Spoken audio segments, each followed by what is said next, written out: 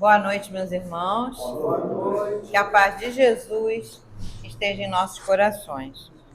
Estamos mais uma vez reunidos, para estudarmos o Evangelho de Jesus. Vamos dar início com a nossa canção, homenagem ao mentor da casa, os padres germanos. Cláudio.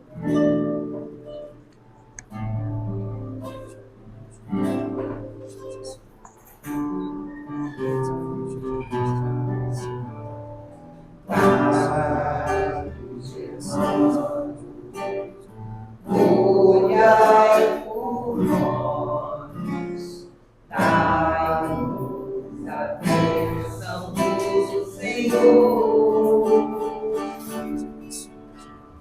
Pai,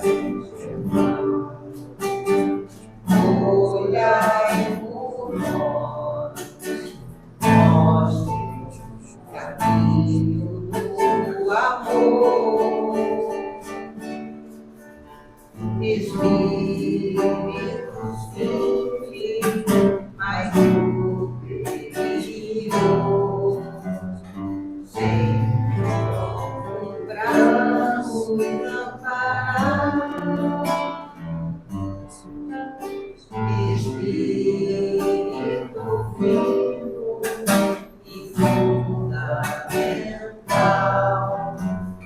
Padre, seu amor é imortal. Nossa cidade é uma dádiva de luz, de caridade, sempre em nome de Jesus.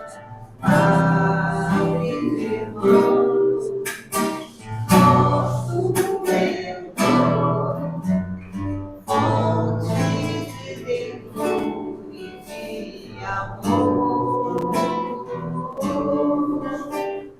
Padres, irmãos, nosso mentor, fonte de Deus e de amor.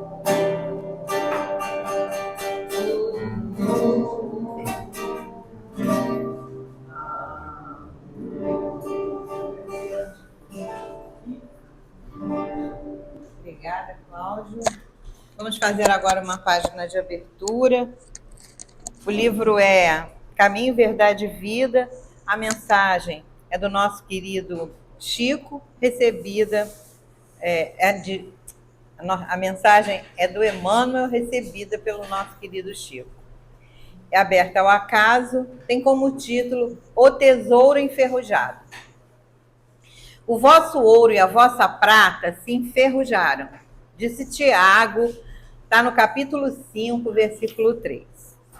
Os sentimentos do homem nas suas próprias ideias apaixonadas, se dirigidos para o bem, produziriam sempre, em consequência, os mais substanciosos frutos para a obra de Deus.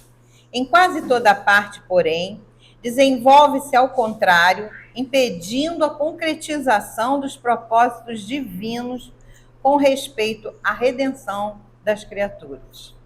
De modo geral, vemos o amor interpretado tão somente à conta da emoção transitória dos sentidos materiais. A beneficência produzindo perturbação entre dezenas de pessoas para atender a 3 ou 4 doentes. A fé organizando guerras sectárias. O zelo sagrado da existência criando egoísmo fulminante. Aqui, o perdão fala de dificuldades para expressar-se. Ali, a humildade pede a admiração dos outros. Todos os sentimentos que nos foram conferidos por Deus são sagrados. Constituem o ouro e a prata de nossa herança. Mas, como assevera o apóstolo, aqui é Tiago falando, deixamos que as dádivas se enferrujassem no transcurso do tempo. Faz-se necessário, trabalhemos afanosamente por eliminar a ferrugem que nos atacou os tesouros do espírito. Para isso, é indispensável compreendamos no Evangelho a história da renúncia perfeita e do perdão sem obstáculos, a fim de que estejamos caminhando verdadeiramente ao encontro do Cristo. Fica aí a mensagem, né, dessa noite. Vamos refletir sobre ela e não vamos deixar, né, que a ferrugem corroa os nossos sentimentos. Faremos agora a nossa prece para iniciarmos a reunião desta noite. E nesse momento, elevamos o nosso pensamento ao alto, pedindo a Deus, nosso Pai Criador, a Jesus, nosso Mestre querido, a Germano, mentor espiritual desta casa, e toda a sua falange de trabalhadores, para que possamos receber nesta noite aquilo que precisamos e viemos buscar nesta casa. Que sejamos amparados por essa espiritualidade amiga, porque ela sabe dos nossos anseios, das nossas dificuldades, das nossas lutas. Então, que possamos, nesta noite, né, estarmos abertos para receber aquilo que tanto viemos buscar. Pedimos pela fluidificação das águas, pedimos à equipe responsável que faz esse trabalho, que já está a postos, né? Desde antes de nós chegarmos aqui, eles já estão preparados. Que eles coloquem ali, nas garrafinhas, a continuidade dos tratamentos que precisamos. Pedimos por todos os nomes que são colocados nas caixinhas, irmãozinhos encarnados e irmãozinhos desencarnados. Pedimos por todos aqueles também cujos nomes são colocados no nosso grupo, né? Todos os dias. São amigos, familiares, pessoas que precisam do amparo.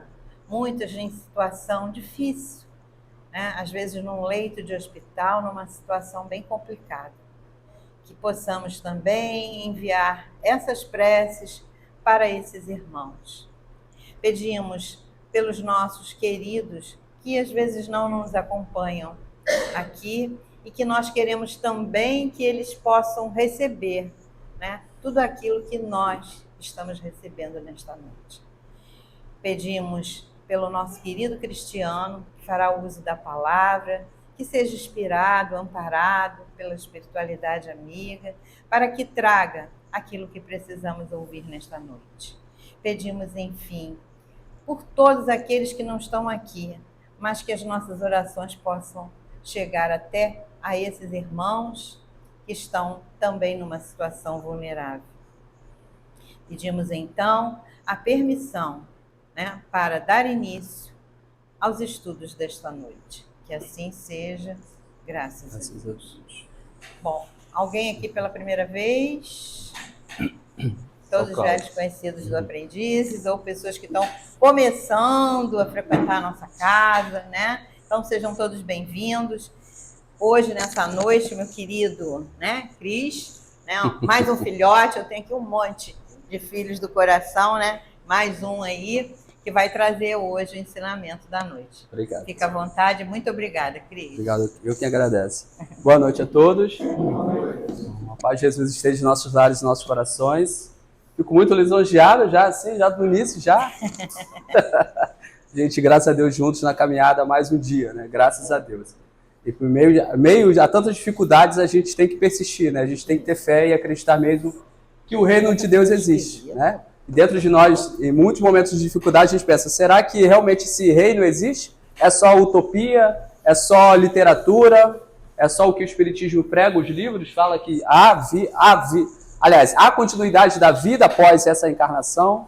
Ou que outros ensinos dizem que não, acabou, é só esta vida e acabou? Então, mesmo nos momentos de dificuldades, a gente possa continuar crendo em Deus. Né? Crendo que a gente tem que persistir nos mandamentos de Deus, por mais desafiosos que sejam, e lembrarmos dos ensinamentos de Jesus. Né? O que Jesus falaria nesta hora para mim? É um desafio tremendo a gente parar no momento de turbulência e se concentrar. Mas a gente, na caminhada, a gente tem algumas reencarnações à frente para a gente aprender. Né? Então, quanto antes a gente prestar atenção nessa lição, a gente adianta o nosso caminhar.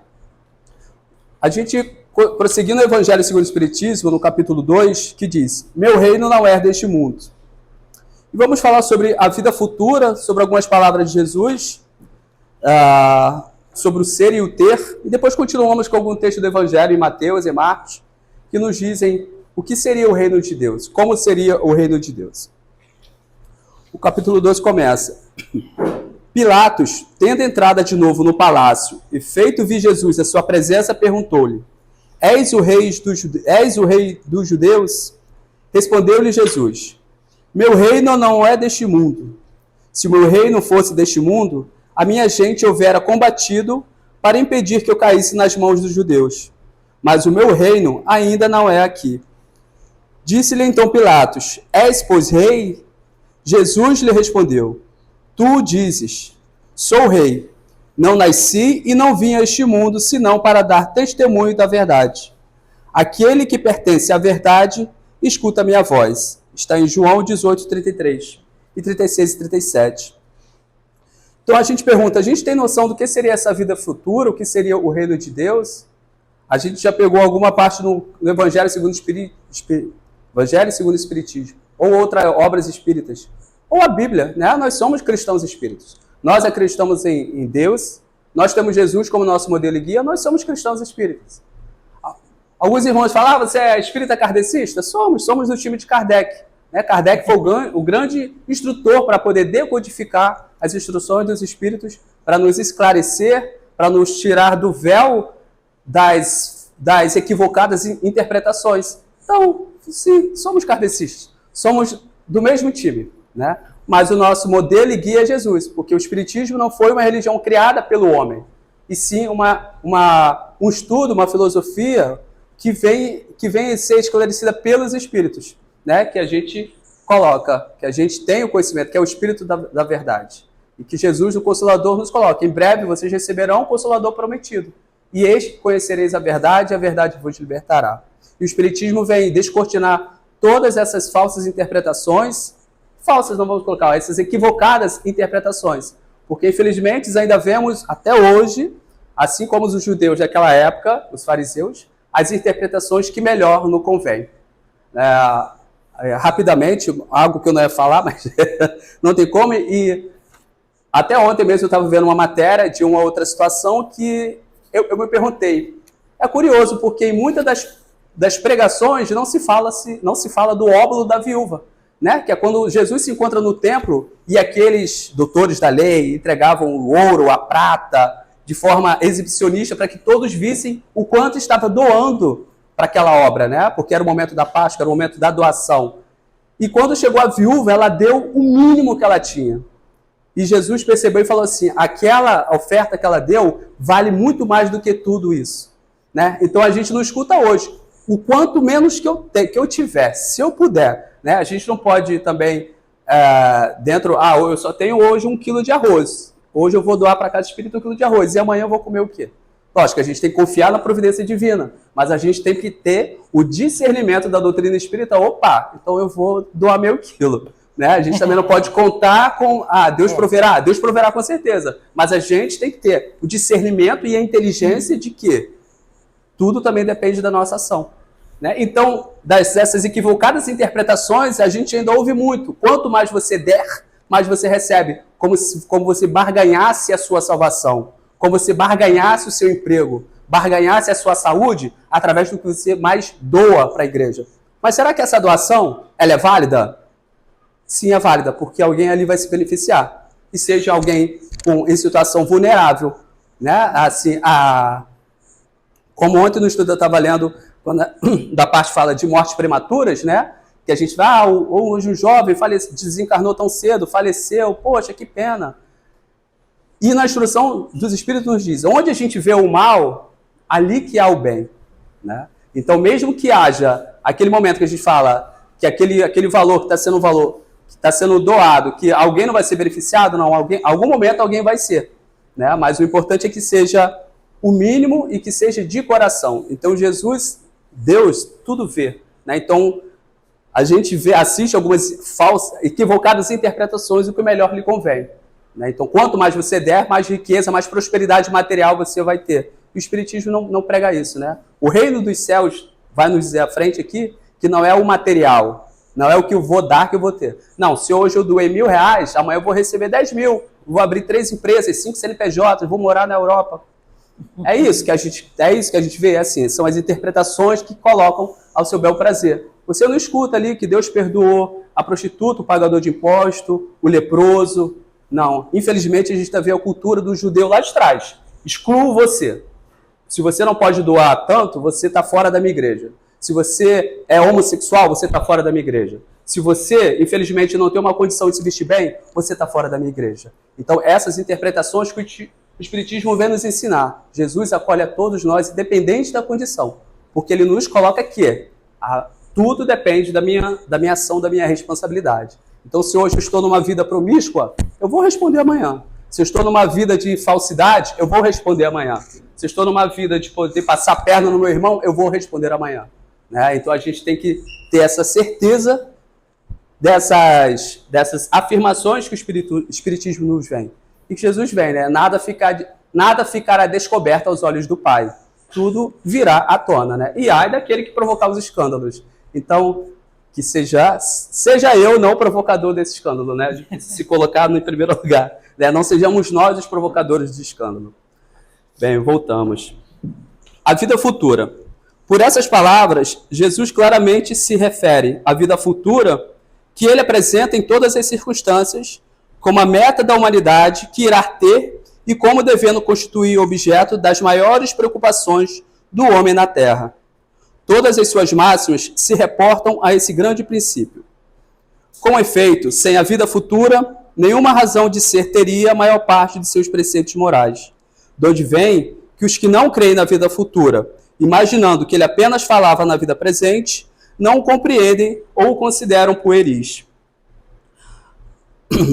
Apenas ideias muito imprecisas tinham os judeus acerca da vida futura. Acreditavam nos anjos, considerando os seres privilegiados da criação. Não sabiam, porém, que os homens podiam um dia tornar-se anjos e partilhar da felicidade destes. Segundo eles, a observância das leis de Deus era compensada com os bens terrenos. É o que eu acabei de dizer, né? Em pleno ano de 2025, né? Há 2025 anos, no tempo de Jesus, os judeus, né, os doutores da lei, acreditavam.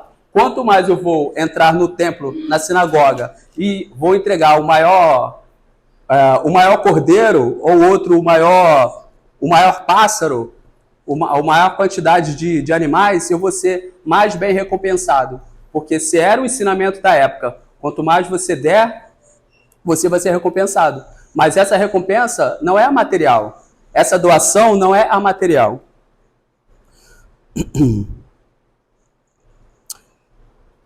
Segundo eles, a observância das leis era recompensada com os bens terrenos, com a supremacia da nação a que pertenciam, ou seja, onde eu moro, a minha cidade, meu país, vai esmagar aquele país onde tem os gentios, onde tem, né, até os povos da Galileia, que de onde Jesus veio, o povo da Galileia era de uma região bem pobre, bem humilde, né, de pouca força econômica. Então, eles eram os excluídos. Tanto que Jesus toda vez foi zombado. Ó. Galileia não, perdão. Assim. Jesus de Nazaré. Né? A Nazaré era uma região pobre.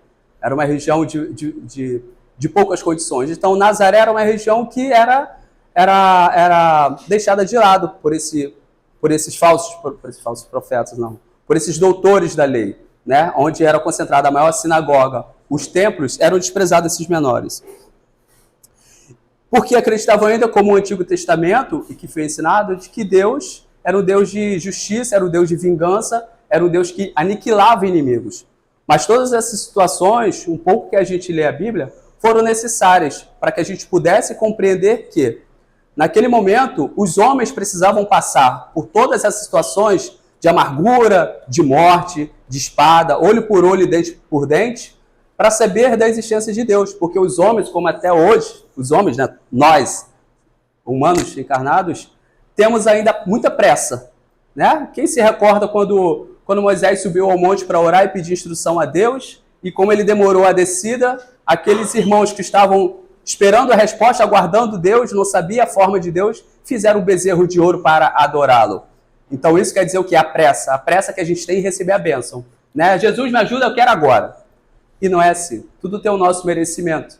Tudo tem um momento, né? A gente fala, no momento certo, Deus vai me abençoar. Então a gente tem que realmente pensar assim, pedir, agradecer, vou fazer por onde, e no momento certo vai acontecer. Com a permissão de Deus vai acontecer. Né? Então a gente precisa confiar mais nisso, muito mais nisso. Porque o homem ele necessita de algo material para poder pegar, adorar, e o espiritismo coloca assim, nós não temos amuletos, não temos outros rituais, imagens que a gente possa colocar. Não é errado, não condena, não é que você goste de andar com amuleto. Eu tenho aqui um escapulário que eu tenho, gente. Eu gosto de Nossa Senhora do Carmo, onde eu fiz minha primeira comunhão. E Nossa Senhora do Carmo representa a imagem de Maria. Por que não usar? Né? O que a gente não pode é adorar, né? Se prostrar e acreditar que aquela imagem, acreditar que aquilo seja o próprio Deus, onde não é. Ou a gente colocar uma pulseira com dente de leão, dente de carneiro, e acreditar que aquela pulseira ali é mais poderosa do que Deus. Esses rituais a gente não faz, o espiritismo não pratica. O espiritismo onde a gente estuda Kardec e outras obras do espiritismo. Outras denominações fazem, tudo bem, não tem nada de errado nisso. Se você faz, você acredita, tudo bem. O que o espiritismo não quer, e que infelizmente a gente vê uma saída de muitas pessoas, que fala, por ignorância, né? Ignorância no sentido de não saber, não conhecer. Jesus está ultrapassado, Kardec está ultrapassado, o espiritismo só tem pessoas jovens há mais tempo. Faltam jovens no espiritismo. Eu me considero jovem, já sou 40 a mais. Eu me considero jovem, mas será que o jovem hoje ele estaria disposto a poder conhecer, a estudar? Vou dizer, não sei, porque lá atrás eu não estive disposto a aprender. Eu não estive disposto a poder estar comprometido. Então é importante que a gente possa, nós que estamos dentro da Casa Espírita, divulgar para aqueles mais próximos da gente. E no momento oportuno, se for da sua vontade, do interesse, né? Porque o espiritismo não causa proselitismo. Se você vir para a minha Casa Espírita, tu vai conseguir isso que tu está querendo. Né? A gente, no nosso estudo, a gente deixa muito isso bem claro. A gente não promete milagre, mesmo que a gente sabe do estudo que a gente tem, que milagre não existe. A gente não promete cura, porque a cura, só quem dá a cura é Deus. A gente não promete emprego, porque tudo depende da vontade de Deus. A gente fala muito sobre reforma íntima, nossa mudança interna. Mas não vai ser água fluidificada que você vai beber hoje e amanhã você vai acordar perfeito. Porque perfeito só é Deus. Mas a gente tem que ter a consciência de que a mudança interna vai começar. Eu começo a ver o mundo tudo de ruim. Eu vejo tudo de ruim. Tá chovendo. Ai, que péssimo. Eu ia à Casa Espírita não ver porque essa chuva... E aí começa a falar um monte de blá, blá, blá, blá. A partir do momento que você perceber que, graças a Deus por essa chuva, que abaixou um pouco o calor, molhou minha roupa. Amanhã lava de novo. Amanhã eu tenho um compromisso para sair. Nem virou a noite ainda. Né? Então, eu sempre repito muito, quando os colegas que falam, se preocupam muito com o dia de amanhã, que tem, né, assim, o diagnóstico de ansiedade. Eu falei assim, meu amigo, e ele da igreja evangélica, falou assim, você esqueceu Mateus?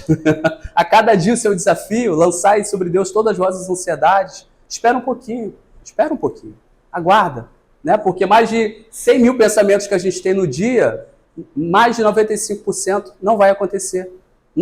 Quiçá 99%. Então a gente costuma pensar muito que a gente não consegue parar de pensar. Então a gente tem que ter essa confiança para que a gente possa acreditar mais no amanhã. Moisés, nesse tempo, não pudera dizer tudo.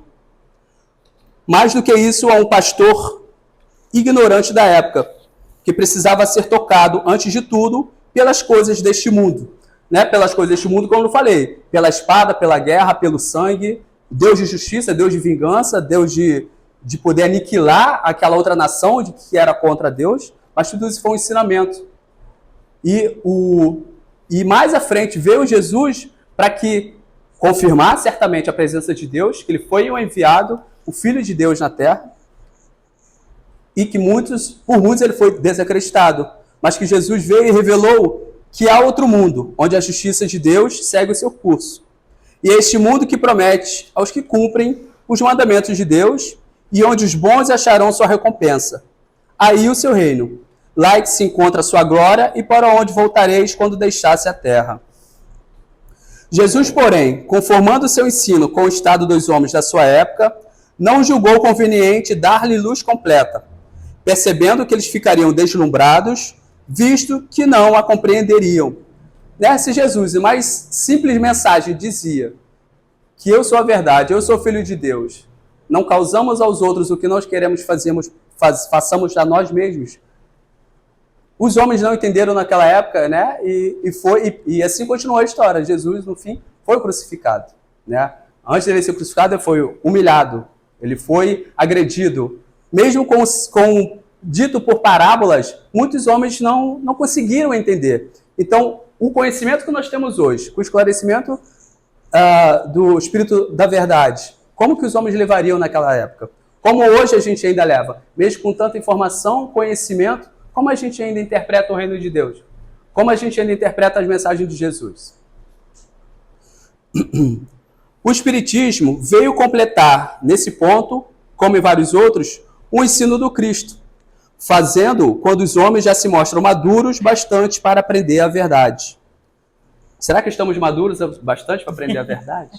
A gente está amadurecendo, né? Lógico, há exceções de irmãos muito mais maduros, porque assim, a cada um de nós tem o seu grau na evolução, né? Cada um com a sua reencarnação. Então a gente tem a mensagem de Chico Xavier que fala assim, eu não posso cobrar do outro aquilo que eu nem sei se eu tenho em mim, né? E a gente cobra do outro respeito, mas será que eu tenho respeito pelo outro, pelo terceiro?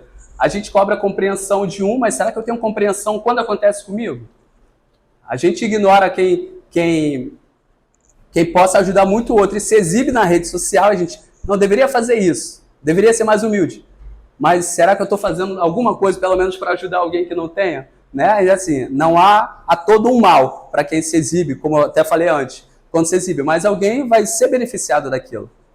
Uma vez me fez uma história, me veio agora uma história de uma colega minha, há muito tempo, que antes mesmo, né, assim, antes de eu conhecer o Espiritismo, e ela era de outra denominação, e eu achei curioso ela comentando que ela estava na fila do mercado e chegou uma senhora, né, acredito que ela seja da Umbanda, Candomblé, né, toda de branco, vestida com lenço, e ela chegou com seu carrinho cheio de compras e tinha uma senhora que pedia ajuda e ela foi e ajudou. Porque comprou alguma coisa e deu para aquela pessoa que estava pedindo a necessidade no mercado. Isso, gente, há muito tempo atrás, e hoje ainda acontece muito isso. E a mulher do caixa do mercado falou assim, quando Jesus ordena, até o inimigo faz.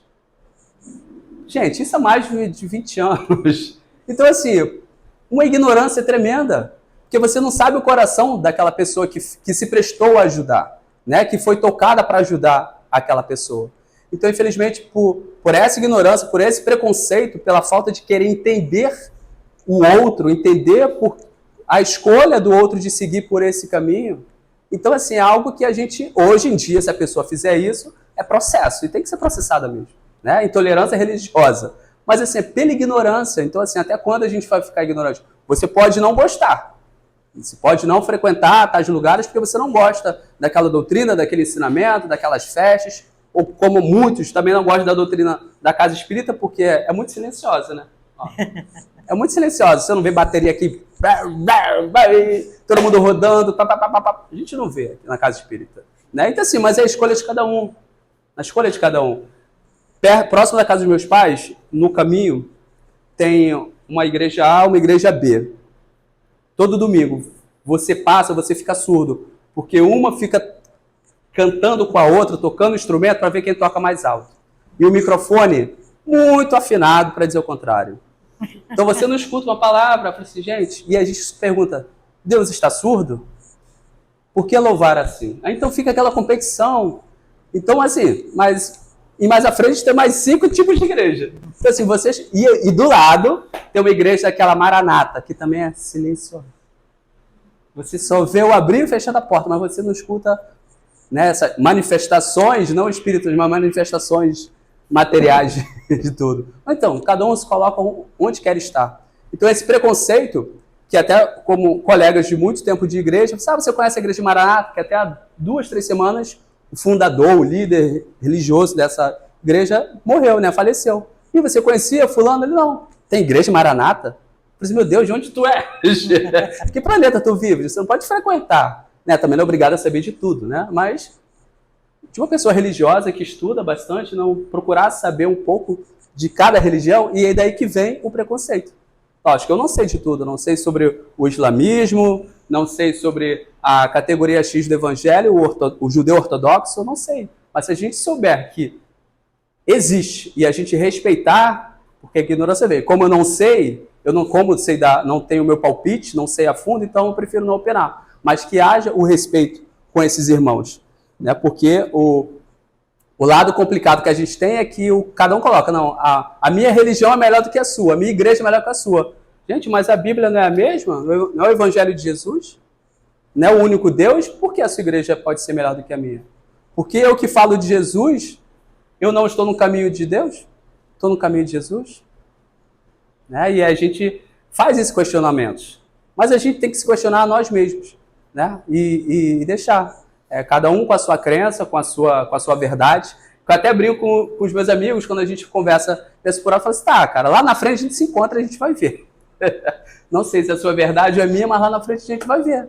Mas vamos resolver as nossas pinimbas nessa vida, porque na outra eu quero vir em paz. Né? Eu até comentei isso que eu comentei com um ex-parceiro meu, que eu falei assim, cara, vamos resolver agora essa vida? Se na outra vida a gente se reencontrar, a gente vem apaixonado, sem brigar. Deus me livre! Então vamos resolver agora. A gente pode vir com pai, irmão, né? Mãe, filho, ou o amor maior, mãe, filho, né? Pai e filho, ou entre irmãos. Né? Então a gente precisa resolver agora. Enfim, voltando, a gente acaba falando demais. Vamos lá.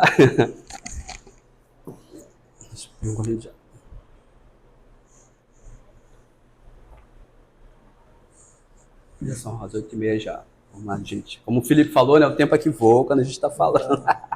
Corre atrás. Gente, vamos lá.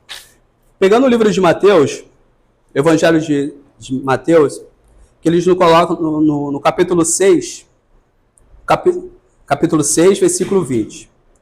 Ajuntem riquezas no céu, onde nem a traça nem a ferrugem corroem, e onde os ladrões não assaltam nem roubam. De fato, onde está o seu tesouro, aí estará também o seu coração. A lâmpada do corpo é o olho. Se o olho é sadio, o corpo inteiro fica iluminado. Se o olho está doente, o corpo inteiro fica na escuridão. Assim, se a luz que existe em você é escuridão, como será grande a escuridão? É o que a gente vê a questão do otimismo, né? Da positividade, o que a gente vê o dia de amanhã, mesmo com os desafios. Com todas as dificuldades que a gente vê no mundo, e a gente acordar mais um desanimado, eu não vou fazer isso, porque não vai ter jeito, não vai ter jeito. E a gente só vir o pessimismo, a maldade, a violência, a morte, a tristeza, esse é assim como a passagem nos coloca. Como meu olho vai estar doente, porque eu só vejo desgraça, só vejo coisa ruim, e a gente esquece, onde está o bem? Onde está Deus? E a gente coloca, Deus esqueceu da gente. Mas será que a gente está com o olho sadio para poder enxergar as obras de Deus? A gente está com o olho sadio que... Tem uma figurinha, uma imagem que eu me lembrei agora numa rede social, né, que tem um ônibus, dois personagens no ônibus, né? Um lado, ele só olhava para a montanha, né? Do lado esquerdo só tinha montanha e uma parede, um pedregulho. Ele só olhava lá e a cara é bem triste. E o outro, no mesmo canto que ele, mas olhava para o outro lado. E o outro lado tinha uma praia, um céu iluminado, as árvores. Então é a questão de você olhar para o outro lado também. Então, assim, os dois no mesmo banco, na mesma situação, mas que um só olhava para o lado da tristeza, só olhava para o lado da pedra, né, sem saída, sem solução. E o outro observava as obras de Deus, o lado bom, que era um céu iluminado, claro. Então, assim, mesmo diante das dificuldades, a gente possa observar as obras de Deus que a gente tem, no sorriso de uma criança, num animalzinho que te deixa feliz quando te encontra, que a gente possa agradecer pelo céu azul, pela chuva que cai.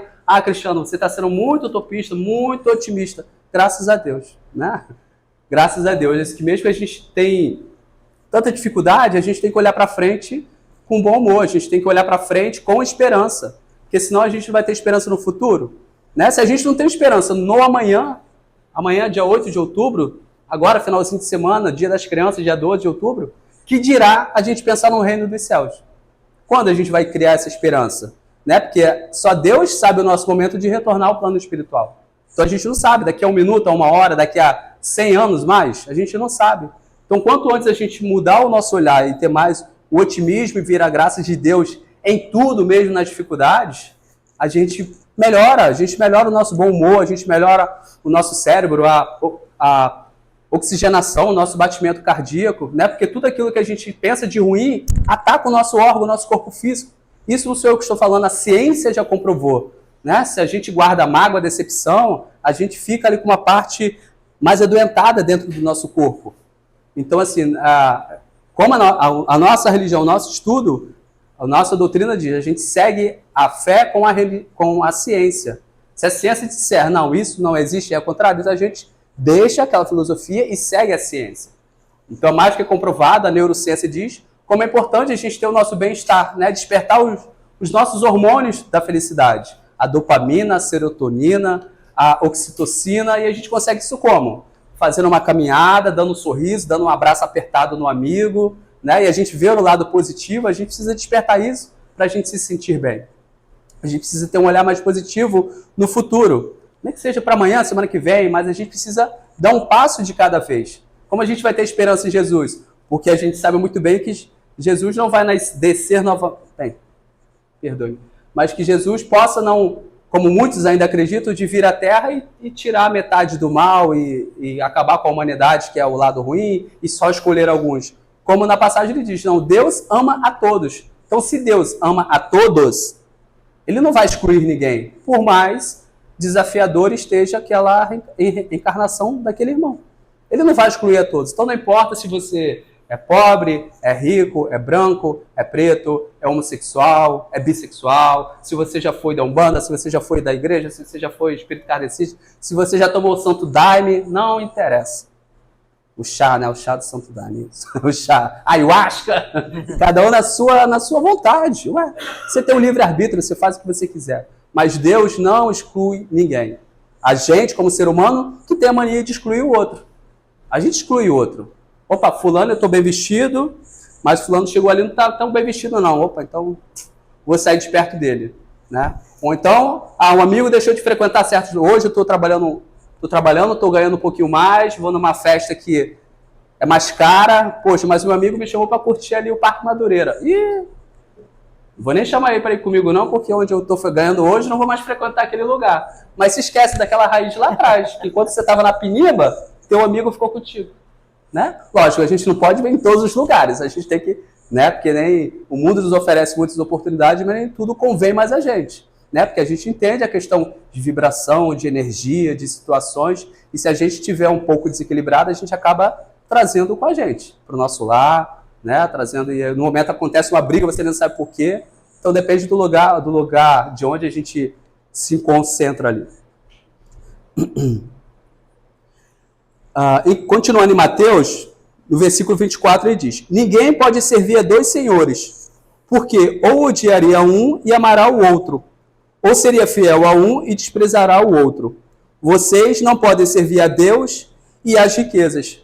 Né? A gente coloca servir a Deus e a mamon. Né? A mamon era a riqueza, o dinheiro, o poder. Então a gente pode colocar, além desses bens materiais, como o ouro, a prata, a gente pode colocar a tudo aquilo que é contrário a Deus. Então, se hoje eu prego o amor, a liberdade, a confiança, eu não posso pregar o contrário do que Jesus coloca. Eu não posso colocar aqui dentro, vamos amar os nossos inimigos, amar os nossos irmãos.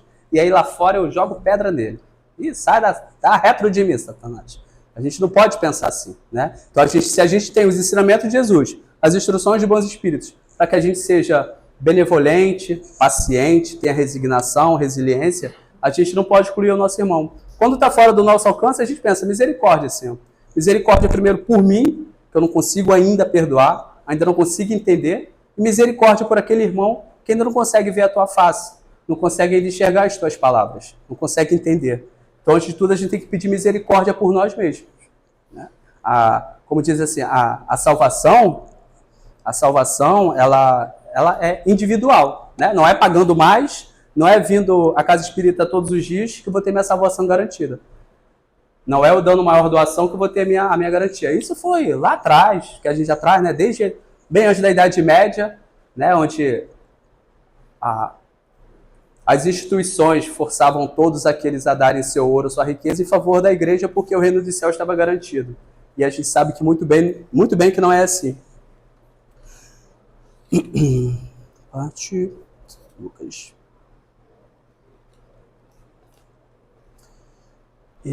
Em João, na passagem do capítulo 3, versículo 3, Nicodemos pergunta: Senhor, como eu faço para nascer de novo? Né? Entre os fariseus havia um homem chamado Nicodemos, que era um judeu importante. E ele foi encontrar-se de noite com Jesus e disse: Rabi, sabemos que tu és um mestre vindo da parte de Deus. Realmente, ninguém pode realizar os sinais que tu fazes se Deus não está com ele. Jesus respondeu: Eu garanto a você, se alguém não nasce do alto, não poderá ver o reino de Deus. Nicodemos disse: Como é que um homem pode nascer de novo se já é velho? Poderá entrar outra vez no ventre de sua mãe e nascer? Jesus respondeu: Eu garanto a você, ninguém pode entrar no reino de Deus se não nasce da água e do Espírito. Quem nasce da carne é carne, quem nasce do Espírito é Espírito. O vento sopra onde quer, você ouve o barulho, mas não sabe de onde ele vem, nem para onde vai. Acontece a mesma coisa com quem nasceu do Espírito. A gente pode colocar de nascer novamente do Espírito como a reencarnação, para que a gente possa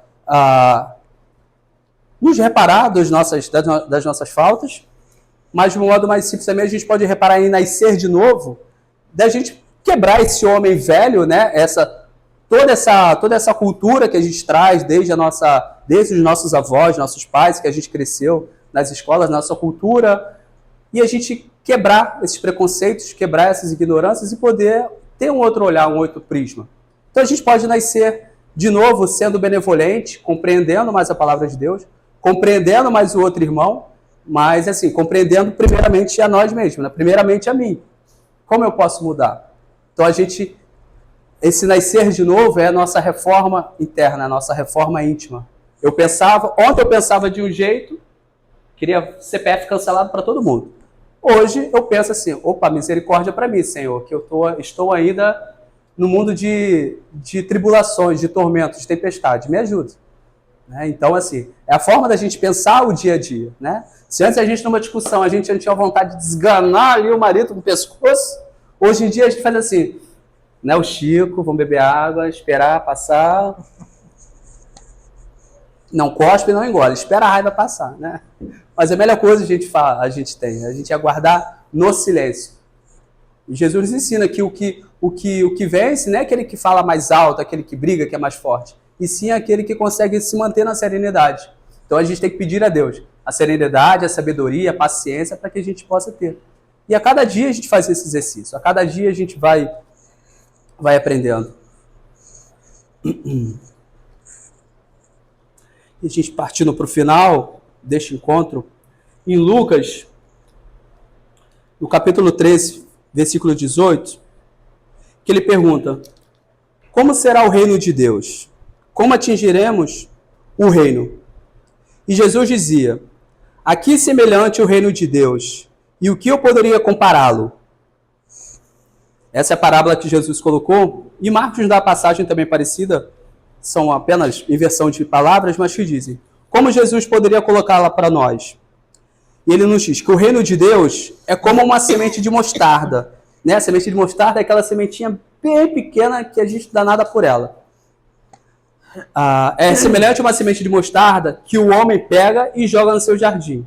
A semente cresce, torna-se árvore, e as aves do céu fazem seus ninhos nos ramos dela. Jesus disse ainda: como que eu poderia comparar o reino de Deus? Ele é como o fermento que uma mulher pega e mistura com 3 porções de farinha até que tudo fique fermentado.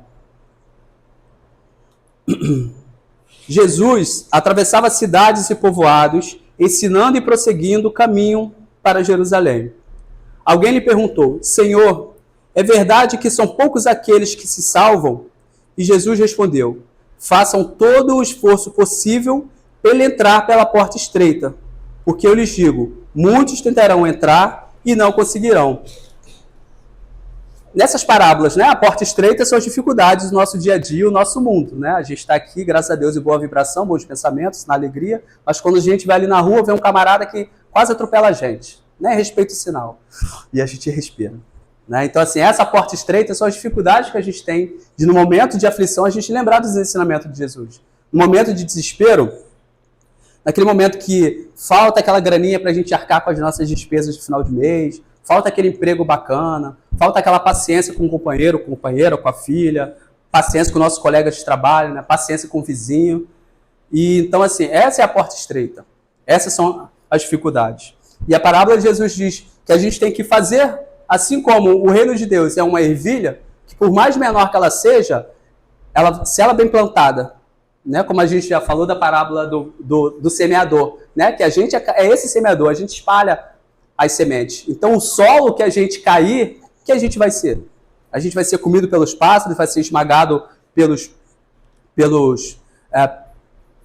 pedras, a gente vai ser sufocado pelos espinhos, e essa semente de ervilha, ela dá uma árvore imensa. E dentro dessa árvore imensa, ela vai proporcionar sombra para quem estiver cansado, vai proporcionar espaço para os ninhos das aves, assim como a mulher com o fermento e o pão.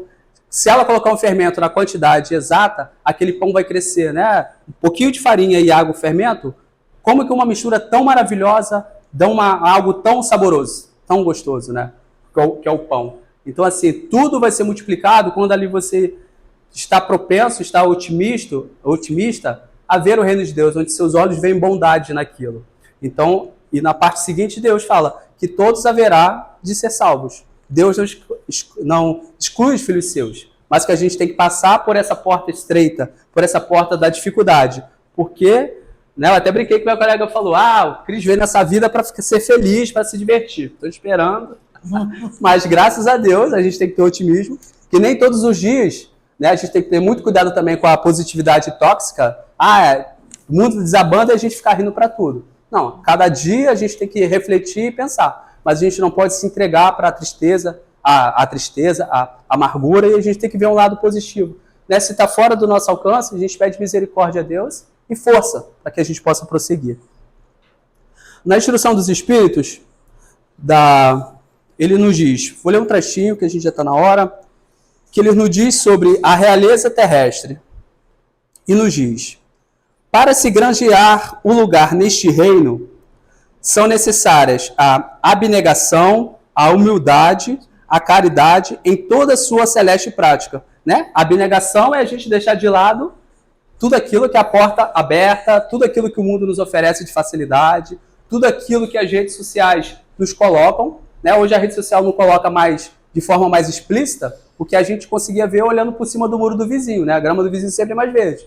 Mas hoje a rede social, como eu comentei há umas semanas, que eu desativei porque estava me deixando triste, estava me deixando chateado, porque todo mundo feliz, todo mundo alegre, todo mundo viajando, todo mundo bonito, e eu lá no sofá deprimido. Assim, não, opa, peraí, vou desligar isso. Né? Então a gente gosta do que é bonito, né? Não é errado a gente gostar de uma viagem, gostar de uma casa bacana, querer ter bens materiais para que a gente possa usufruir dessa vida. Que a gente não possa colocar e que seja isso maior do que Deus. Então não há nada de errado de material. Ignorante é aquele, triste é aquele que fala, você é espírita, você estuda Kardec, mas você gosta de um carrão, você gosta de um conforto, mas se Deus me proporcionou que eu tivesse isso, graças a Deus, é fruto do meu trabalho. É honesto? É do teu trabalho? É do seu suor? Graças a Deus. Pior seria se você roubasse os aposentados. Pior seria se você tirasse a merenda das crianças. Pior você seria de você enganasse um para poder beneficiar a sua família, né? Então, assim, é com a sua dedicação, é com a sua simplicidade, e é bom. Deus permitiu que seja isso. Que bom, graças a Deus. Não é porque o irmão tenha um pouco mais que você e você menos, rala pra caramba, e tá os boletos lá, mas graças a Deus, é o seu momento de poder você pensar e refletir. Não, meu irmão tem, é mérito dele, é benefício dele. Eu tenho isso, vamos dar graças a Deus e vou tentar melhorar no que seja possível, né? Sem a gente deixar a inveja tomar conta, como o nosso irmão o Edivaldo passou um dia desse, né? A inveja toma conta, né? E a gente ficar demasiado, ficar parado, a gente deixa de viver, deixa de seguir a vida. Então, a abnegação, né? Deixar de lado tudo aquilo que nos afasta de Deus. A humildade, a gente ser humilde para poder reconhecer que Deus é o único e maior. A humildade de que, se o meu irmão tem um pouco mais do que eu, é porque ele se esforçou para aquilo e é do merecimento dele, e eu vou fazer a minha parte. Então a gente tem que ser humilde e reconhecer de que todos nós somos diferentes. Porque a gente sempre olha para o lado do outro que está melhor, mas o outro que está pior a gente não olha, né? Aquele irmão que infelizmente está ali dormindo debaixo do viaduto, a gente não olha. E a gente julga assim, tá aí porque fez uma... Na vida passada, era aquele rei que passou com a carruagem em cima dos plebeus. Ou seja, a gente já julga e a gente não sabe nem a vida de hoje, quanto mais a vida passada. Então a gente tem que prestar atenção mais na nossa vida presente, na nossa encarnação presente. A caridade em toda a sua celeste prática e a benevolência para com todos. Né? A caridade, de a gente ter mais empatia pelo outro, de pensar e se colocar um pouco mais no seu lugar. Né? Óbvio que tem questões que eu hoje, encarnado como um homem, eu não consigo colocar empatia por uma mulher que está tendo a dor do parto. Não tem como eu ter empatia por ela, porque se eu já reencarnei mulher, eu já esqueci a dor do parto. Então, assim, né, a empatia, porque infelizmente é um termo que muitos usam e de forma desenfreada. Então, assim, a empatia se você realmente consegue se pôr no lugar daquela pessoa. Não apenas, uma vez uma vizinha minha, agora uma coisa totalmente desnecessária, mas de reclamação de fezes de animais no pátio, e ela falou, eu tenho empatia e catei. Eu pensei, gente, empatia? Não, você foi legal, mas não é empatia. Então, cuidado que a gente usa, né? Eu sou caridoso na casa espírita, mas lá fora eu sou o quê? O que eu faço? O que eu pratico?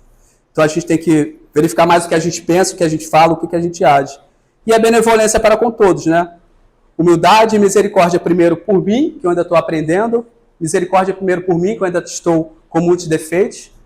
Misericórdia por mim, que eu já tenho os ensinamentos de Jesus, os ensinamentos dos nossos mentores espirituais, mas que eu ainda vacilo, eu ainda caio, eu ainda tenho a língua maior do que a minha boca. Né? Eu tenho ouvido e a minha língua é maior do que a minha boca, eu tenho um olhar um olhar de inveja, um olhar de maledicência, um olhar de tudo daquilo que não seria bom para a gente. Então, irmãos, que possamos levar mais uma noite, mais um estudo dessa noite, que é a palavra de Jesus. Eu apenas sou um mero reprodutor de todos os ensinamentos que já está aqui no nosso Evangelho, e no nosso Evangelho segundo o Espiritismo, todos os ensinamentos de Jesus que nos fazem refletir para que a gente possa ser um irmão melhor, um ser humano melhor, né? Que a gente possa correr o quanto antes, porque a vida é um sopro. A gente está aqui hoje, então a gente precisa resolver nossas penimbas hoje, agora, para que nossa outra vida, que a gente sabe, a gente reencarna em Júpiter, né? Que é um planeta mais elevado, e não em Marte, né? Ou na Terra de novo, mas a Deus tudo pertence, sigamos com fé e esperança de que tudo ficará bem, em nome de Jesus. Obrigado a todos. Obrigada, Cris. Fica aí a reflexão, né? Sobre esse reino que a gente quer ir para lá, né? Aos nossos irmãos internautas, né? Compartilhem, curtam, para que essa palestra seja espalhada, né? Pela internet. Uma boa noite a todos.